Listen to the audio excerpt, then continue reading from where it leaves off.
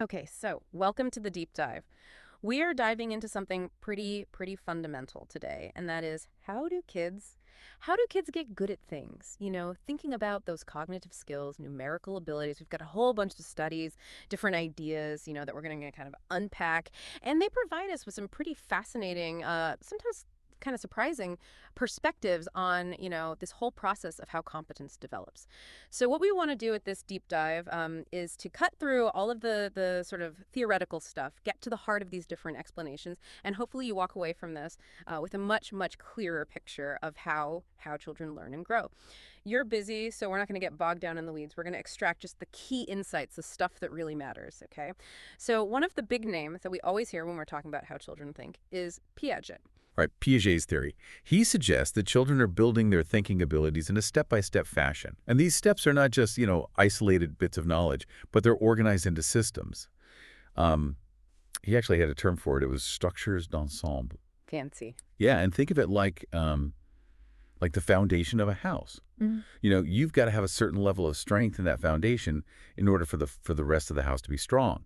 And so at a certain stage, whatever is built upon that foundation, all those different abilities are going to generally reflect that same strength. So if a child is at a particular stage, you should see kind of similar abilities across different areas. Okay, so we're seeing kind of consistent level of sort of cognitive maturity across the board. But then when we actually look at the research, this neat little stage-like progression, it doesn't always hold up, does it? That's right. Early researchers, Flavel's one that comes to mind, noticed that kids, they often show different levels of ability across different tasks, Yeah. even when Piaget's theory would suggest, well, they should be at the same stage. So there's this lack of uniformity. It's sometimes called heterogeneity. And that really raised questions about the strict adherence to these stages. Child might be really good at one type of problem, but then really struggle with another that Piaget would have placed at the same developmental level. So then that kind of leads us to another way of looking at competence, which is this information processing perspective. And Piaget was really focused on these big general stages of development, but this view is kind of taking a much more specific approach. Right. And the interesting thing here is the shift in focus from general cognitive traits to how familiar a child is with a specific area or domain. And so what the information processing theorists are arguing is that competence is much more tied to experience within that particular domain. So instead of relying on some broad thinking structure that's tied to their age, they're primarily drawing on what has been useful to them in the past. So it's less about having a kind of generally advanced brain at a certain age and more about having a lot of experience with this particular kind of problem. Precisely. And that kind of naturally leads to this heterogeneity that we see. A child might have lots of practice with building blocks and be very skilled with, spatial reasoning tasks, but maybe they've had less experience with, counting in numbers. Yeah. And so they might show different levels of competence in those two areas. And Gelman's competence performance theory really offers an interesting bridge between some of these ideas. Okay, Gelman, how does she bring all of this together? Well, Gelman, she proposed that we should be thinking about competence in terms of three interacting domains. And they are conceptual competence, procedural competence, and utilization competence. And the real power of this framework is that it allows us to think about competence as not just knowing what, which is conceptual, but also knowing how, which is procedural, but crucially, when and why to apply that knowledge. Oh, I like that. That's a good point. Yeah. So that's utilization competence. And so you can start to see how, a child might know their numbers but still struggle to solve a word problem. Okay, that makes a lot of sense. So let's break down those three. Conceptual competence. What does she mean by that? So conceptual competence, according to Gilman, is a child's grasp of the fundamental principles within a specific area or domain. So sticking with the numbers example, conceptual competence in this domain would be understanding the basic ideas about quantity, like knowing that adding things always makes the total bigger. It's that core understanding of how things work in that domain. Okay, so that's the kind of foundational knowledge, and then procedural. So procedural competence is having the specific skills and the steps that are needed to actually use that conceptual knowledge in real-world situations. So back to numbers. This would be things like being able to say the number of words in order, or physically counting objects one by one. It's the how-to of applying the principles. It's the kind of the practical skills. Exactly. And then utilization competence. Okay, so utilization competence is this ability to figure out which procedures are right for a particular task. To understand what's important about the task at hand, it's knowing when and how to use those skills, depending on the specific problem you're facing. That makes a lot of sense. So Gelman, she uses this example of how kids learn to count as a key example of how these three work together. Absolutely. That's really central to her theory. Mhm. So she argues that children, they don't just learn to count by memorizing the number words.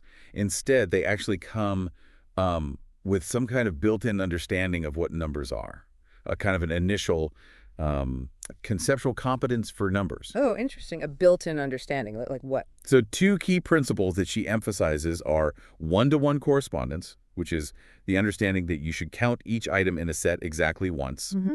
and then order irrelevance, which is this idea that it doesn't really matter in which order you count the things, you should still end up with the same total. So she's saying that kids have this sort of the basic intuition about counting right from the beginning almost. Yeah, that's her argument. And she's even proposed that babies, as young as 6 to 9 months, might have these basic principles, which helps them make sense of numerical information that they're encountering in the world around them. And she actually draws a parallel here to Chomsky's ideas about language, Oh, interesting. where he proposed that we might be born with this fundamental understanding of the structure of language, just like Hmm. she suggests, maybe we're predisposed to understand the structure of numbers. So they have these kind of initial principles, but then how do they actually learn to count? Like where does the procedural stuff come in? Right. So as children develop, they learn the specific skills that are needed to actually put these principles into action. So, for example, they learn to keep track of, what they've already counted and what they haven't. Maybe by, pointing to objects or moving them as they count. They learn the number words and that conventional way of counting, like from left to right. Mhm. But Gelman's arguing that this development of procedures is actually guided by their underlying conceptual understanding. Right. They're unlikely to adopt counting methods that go against those basic principles that they already have. Okay. That makes a lot of sense. So what is it that actually makes them want to practice and get better at counting? Like what's driving that? Well, Gelman, she believes that there's an intrinsic drive. Mm-hmm. She suggested that these innate principles, they kind of motivate children to explore and practice counting, Mm-hmm. like almost for the fun of it. Okay. They're naturally trying to apply their growing number skills to the world around them. Mm-hmm. And by doing so, they kind of refine their techniques and come up with new ones. Mm-hmm. It's like these principles act like internal guidelines that help them evaluate their own attempts Yep. and to make corrections. So the principles are like a guide, a built-in guide. Okay. And then the practice helps them figure out the specifics. Right. Now, how does utilization competence play out when we're talking about counting? Well, think about counting things that are arranged in a circle. Mhm. So the basic number ideas are still the same. You still need to count each item once, but the circle shape, Yeah. it creates a new challenge because there's no obvious place to start or to end. And so recognizing that difference, that's an example of utilization competence. Even if a child understands the basic principles of counting, they need to realize that this particular situation, it requires a slightly different approach, like maybe marking one object as the starting point so they don't accidentally count it twice. Right. So you've got to adapt your approach to the specific situation. Exactly. And Gelman points out that these three areas, the conceptual, the procedural, the utilization, they're constantly influencing each other.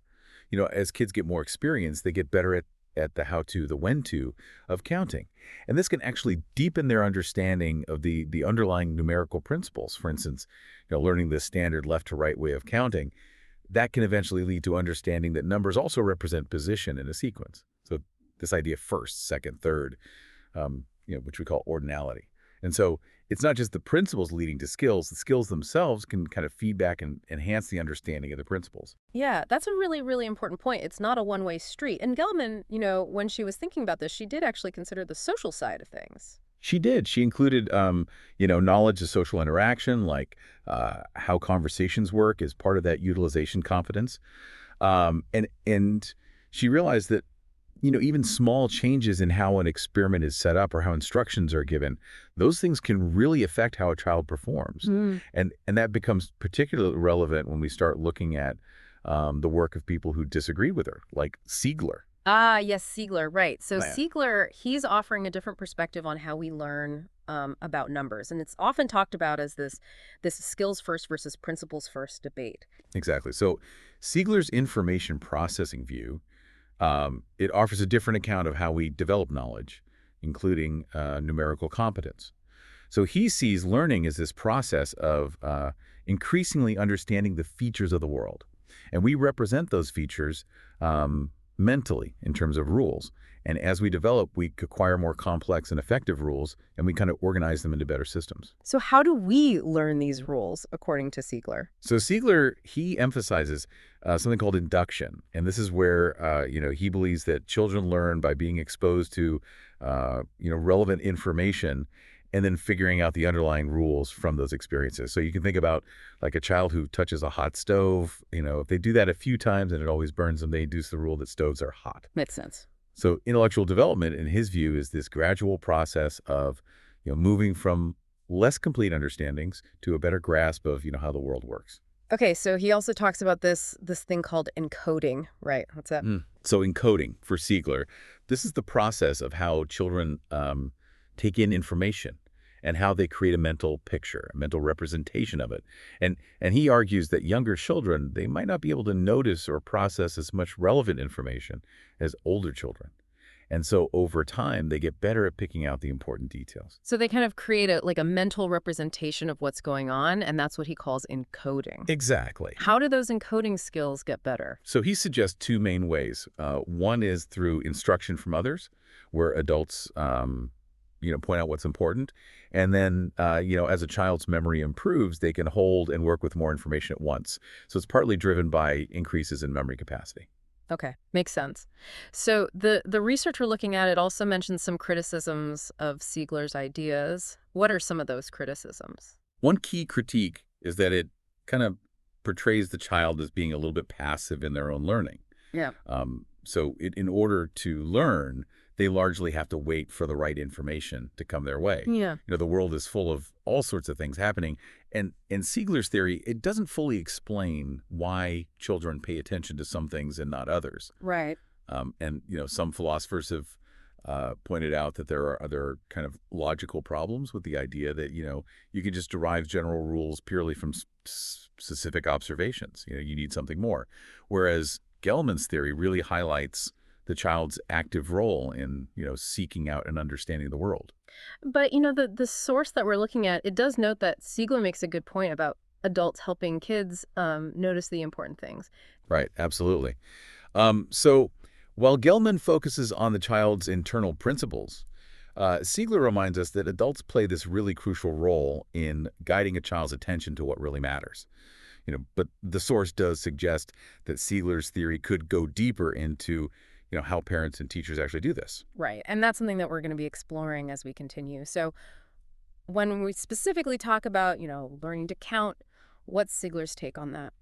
So Siegler argues that children learn to count by watching others and figuring out the rules that they're using.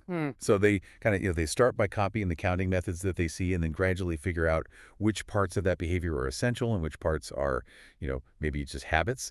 So in his view, the skills come first and then the understanding of the underlying principles, that comes later, which is the kind of the opposite of Gelman's principles first idea. Right. So they had this big difference in how they thought about learning to count. And that led to some experiments, like the one by Briers and Siegler, where they wanted to kind of test this, right? So what did they do in their study? So in their study, they showed young children videos of this puppet named Scruffy, who was counting a row of plastic chips. And Scruffy counted in all sorts of different ways, sometimes in the usual way, sometimes in these unusual ways, like counting from right to left or starting in the middle. And sometimes he even made mistakes. And then the children, they had to decide if Scruffy was counting correctly or not. And what did they find? What did the kids think? So the children were generally good at saying that Scruffy was right when he counted correctly in the usual way and wrong when he made obvious mistakes. But when Scruffy counted correctly, but in an unusual way, that's where the results got a little more mixed. So they mostly accepted counting from right to left as okay, but they were more likely to say that it was wrong if he started counting in the middle, or if he, for example, counted red and green chips separately. And so Briers and Siegler, They interpreted these results as supporting their skills-first idea, suggesting that, the kids were really relying on what they'd seen others do. Yeah, and they even had a reason for why kids accepted counting backwards sometimes. Yes, they suggested that children, they often see adults counting from left to right when they're sitting next to them. But if they're facing the adult, then the adult's counting would appear to be going from right to left from the Right. child's perspective. Oh, that's a good point. Yeah. So they thought maybe, this early experience um, with both directions might explain why children were more accepting of right to left counting as still being correct. Okay, but then Gelman and Meek, they had some problems with this study, right? They kind of offered up a different interpretation. Right. They argued that the way Breyers and Siegler set up the experiment, it was a little unclear, and that maybe it was testing something else entirely, like, the children's understanding of what the experimenters wanted them to do, rather than, their core understanding of counting principles. So what specifically did they find problematic about the experiment? Well, they pointed out two main things. First, that even though Scruffy was supposed to be this puppet who was learning how to count, he was also described as, knowing his numbers, Oh, that's a good point. Yeah. which might have, confused the children, made them doubt their own judgment. And then second, that before watching Scruffy, the children themselves had to count a row of chips correctly, and they were praised for it. So Gelman and Meek, they thought this might have unintentionally set up this standard left-to-right counting as the only right way to do it in the children's minds. Oh, that's a really good point. So to try and address these issues, Gelman and Meek, they did their own version of the experiment with some changes, right? So what did they do differently? So they made a number of important changes. So first, they didn't say that the puppet was good at counting. The children, they didn't count anything themselves beforehand. They made the interaction more engaging so the experimenter could actually respond to the child's reactions. And then, crucially, after the children said whether Scruffy was right or wrong, the experimenters asked them to explain why they thought so. So asking for justification. And what happened in their study? Did they get different results? They did. They found that children were much more likely to accept those unconventional but correct counting methods. And this was especially true for the 5-year-olds, but even the 4-year-olds, when they were asked to explain their answers, they often corrected themselves if they'd initially said that, an unconventional correct counting was wrong. So Gelman and Meek concluded that this, requesting a justification, it kind of made the children think more carefully about it, and it reduced some of the kind of ambiguity of the task, and really kind of revealed a better understanding of the basic counting principles. Okay, so that brings us to this broader idea of the social perspective on competence development. And the research, it points out that even though Gelman, she acknowledged social factors, her view was still somewhat focused on the individual child. This social perspective is taking a much wider view. Right. And so the social perspective, it really emphasizes that knowledge isn't just something that we build up on our own in isolation. It's also a product of our social interactions. So the way that we think and understand things, it's not just about our individual brains working in isolation. It's also shaped by the people around us and the culture that we live in. Yeah. So cognitive development, from this viewpoint, it's kind of like learning to be part of a community of knowing individuals, understanding their rules and their ways of seeing the world. So the world isn't just kind of out there for kids to kind of figure out all on their own. It's presented to them in a certain way by the adults around them. Exactly. Anytime we learn something, there's always a way of looking at it, a viewpoint that highlights certain things, maybe downplays others. And the social perspective, it argues that adults, they play a really crucial role in shaping this viewpoint for children, showing them what is considered important and worth knowing in their society. So through interactions, adults kind of teach children what makes sense and what things mean in different areas of life. Now, the research that we're looking at, it does mention that babies are born with some kind of natural tendencies and ways of paying attention. Right. I mean, modern infancy research, it shows that babies aren't, they're not just blank slates. They come with certain built-in preferences, ways of focusing their attention. So, Gelman might be right. Even young babies might have some kind of rudimentary ability to process numerical information. But the social perspective, it argues that adults actively guide and shape these initial abilities. So this idea of frames introduced by Kai, this helps explain this early back and forth between kind of the baby's natural behavior Right. and the social influences, right? So what are these frames? So Kai described frames as, kind of recurrent patterns of organized activity, often involving interaction with the parents, where the baby's spontaneous actions kind of fit in. So, for example, a parent might simplify a task to help the baby achieve what they're trying to do, like handing back a toy that the baby's dropped. And in doing so, the parent is kind of creating a structure that guides the baby's exploration. Right. So it's not just for babies though. This idea of framing, it continues as kids get older into what we're calling these perspectives on reality. Right. Absolutely. So as children grow, um, adults continue to provide them with new ways of focusing their attention on the world, new ways of seeing the world that create opportunities for them to learn and to explore. And these perspectives, they build on what the child already knows and can do, but they also kind of push them to grow and to see things in new ways. So adults, they both utilize the child's existing abilities and they help them develop new ones by offering these perspectives. And these perspectives are mainly shared through how adults and children interact and also the kinds of activities that adults encourage or allow. Exactly. And Valsner, his idea of the zone of free movement that highlights how how much freedom parents give for exploration, also shapes the kinds of experiences and perspectives that a child encounters. But the research also emphasizes that children aren't just passively accepting these perspectives. They actively try to go beyond them, and sometimes they make systematic errors as they try to figure things out for themselves. Okay. And then as kids get older, adults also start introducing more general kind of abstract led ways of thinking like in school. Right. Formal education is a key way that broader, more abstract ways of understanding the world are introduced.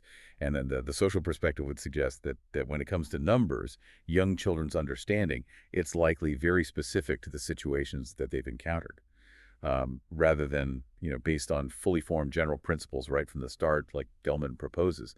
So adults help children connect these specific experiences to broader ways of thinking about numbers. They kind of lead them to understand social standards. And so the more perspectives a child is exposed to, the more general their understanding becomes, moving from the specific to the more encompassing. So Sugarman, his idea that children might be kind of reinventing numerical principles as they go and only gradually discover that, oh, they apply everywhere, that fits in with this picture, right? Absolutely. It suggests that children might be seeing similar patterns in different situations that involve quantity, and then only slowly realizing that the same underlying mathematical idea is at play, that even this idea of a quantitative side to reality, it's presented as a cultural viewpoint, that we kind of learn through all sorts of activities like counting and dividing and measuring and so on.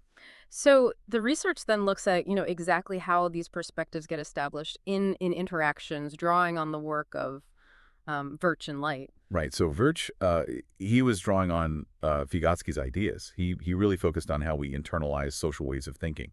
And so he looked at how mothers helped their young children with puzzles. Hmm. And he noticed how the adults were trying to get the children to see the task the same way that they did. And he called this their situation definition. Okay, so it's kind of like imposing a particular viewpoint. Exactly. And so they did this by giving different levels of instruction, kind of, basically guiding the child toward a more, a better understanding of how to approach the puzzle. And what Verich observed was that the children often seemed to be able to do the task first with help, and then they understood it afterwards. So it's like, doing it, participating in the activity, that led them to adopt the adult's perspective. That's interesting. And then Light, his work focuses on the more subtle, the unspoken kind of messages that get exchanged, Yeah. right? Exactly. He emphasizes how children are really, they're very sensitive to context, Yeah. to those verbal and nonverbal cues that adults give. And he argues that these subtle clues, they kind of offer a window into solutions that might be beyond the child's current grasp. And that might lead them to give these kind of precocious responses that make them seem like they understand more than they actually do. And he even went back and re-examined, that very famous McGarrigle and Donaldson accidental transformation conservation experiment. And he suggested that both Piaget's original setup and McGarrigle and Donaldson's changes, they both kind of contained implicit messages about whether that transformation was important or not. And he even did his own experiment, looking at area transformation to test this idea of implicit messages. Right. So he and Gilmore, they found that when they gave a reason for changing the area of a field, they said it was, to make space for a farmhouse, the children actually did worse on a task designed to see if they understood that the amount of area stayed the same. Oh, interesting. So this supported the idea that explanation, it was acting as this subtle cue that the change was important in some way, even though it shouldn't have affected the total area. Okay, so with this idea of perspectives on reality, the research then it re-examines those experiments by Gelman and Meek and by Briers and Siegler. Right. So the research agrees with Gelman's critique that, Breyer's and Siegler's experiment, it might have been a little confusing, leading children to focus on the usual way of counting rather than, those underlying principles. However, it also suggests that Gelman and Meek's experiment, it wasn't completely neutral either. It argues that their method also presented a particular perspective, Wow. kind of implicitly showing that the order of counting didn't matter through, the experimenter's reactions and by asking for those explanations. So the children's answers in both studies, they could be seen as them trying to understand and follow the kind of the rules of the specific situation they were in. Absolutely. And the research concludes that the two studies, they're really hard to compare directly because they were, in a sense, asking children to respond within these different constructed realities. So Breyer's and Siegler's study, it it tested not only their counting competence, but also their ability to overcome these misleading cues, Hmm. which is something that might be harder for younger children to do. Whereas Gelman and Meek's study, it was investigating the ability to kind of adopt a new situation definition and then build knowledge from it, Hmm. which might actually be easier at an earlier age because it doesn't require resisting, those incorrect suggestions. So neither experiment is really giving us a definitive answer about a child's kind of true level of competence, but rather it's showing them learning and trying to make sense of things within the specific, situations that they're presented with. Right? That's the key takeaway. Competence isn't this fixed thing that you can just measure directly. It's dynamic. It's shaped by the context and by the perspectives that we encounter. Okay, so let's wrap things up. What are the main things that we should kind of take away from this deep dive into how children develop competence?